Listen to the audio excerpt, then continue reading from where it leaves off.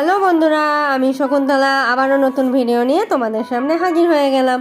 গতকাল রাতে বানিয়েছিলাম আমি লিট্টি আর চোখা। তোমরা কম বেশি সবাই লিট্টি বানাও। আমি ভাবলাম একটু অনেক দিন করা হয়নি, আর আমার বাড়িতে সবাই লিট্টি খেতে বেশ ভালোই বাসে, তার জন্য কালকে আমিও একটু বানিয়েছিলাম। আলাদা করে তোমাদের লিট্টি রেসিপি দেখানোর কিছু দরকার নেই, তবুও আমি ভাবলাম করছি তখন তোমাদের সাথে একটু শেয়ার করি।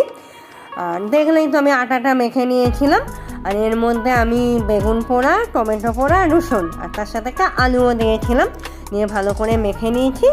আর এটাকে আরও টেস্টি করার জন্য দিয়ে দিলাম পেঁয়াজ কুচি, আদা কুচি, ধনে পাতা, কাঁচা লঙ্কা। ঝালটা তোমাদের নিজেদের স্বাদ অনুযায়ী দিও, আর একটু ঝালঝালি ভালো লাগে, কিন্তু আমাদের বাড়িতে কেউ সেরকম ঝাল খায় না বলে আমি বেশি ঝাল দিতে পারলাম না।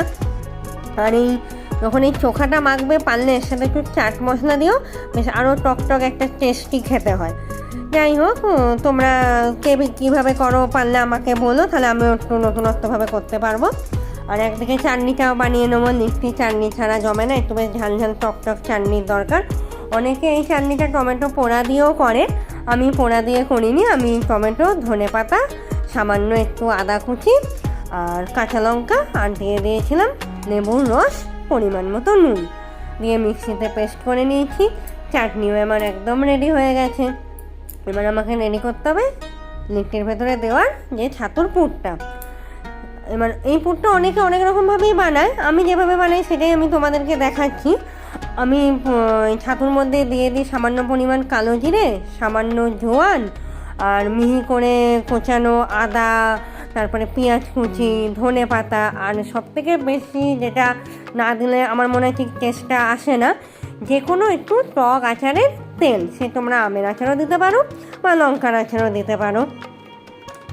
আর আমার ভিডিও তোমাদের দেখতে কেমন লাগে অবশ্যই কিন্তু কমেন্টে জানিও। আর তোমরা যারা এখনও আমার চ্যানেলটা সাবস্ক্রাইব করোনি, পারলে সাবস্ক্রাইব করে নিও। যদি কিছু ভালো লাগে অবশ্যই কিন্তু লাইক, কমেন্ট আর শেয়ার করতে ভুলো না। আর লিট্টি তো তোমরা বানাতে জানো, আমি আগেই বললাম, তবু আমি তোমাদের সাথে ভাবলাম আমি যখন বানাচ্ছি আমার বন্ধুদেরকেও একটু দেখাই।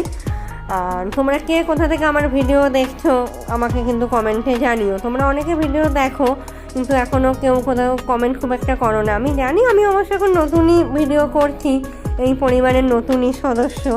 তোমাদের ভালোবাসা থাকলে অবশ্যই তো এগিয়ে যাবই। আর এগুলো অনেকে ডাইরেক্ট পুড়িয়ে নেয়, আমি ডাইরেক্ট পোড়াই না। আমি একটা প্রেশার কুকারের মধ্যে সামান্য একটু অয়েল ব্রাশ করে লিট্টিগুলোকে 15-20 মিনিটের জন্য রেখে দিই। একটু গাটা বেশ লাল লাল হয়ে আসলে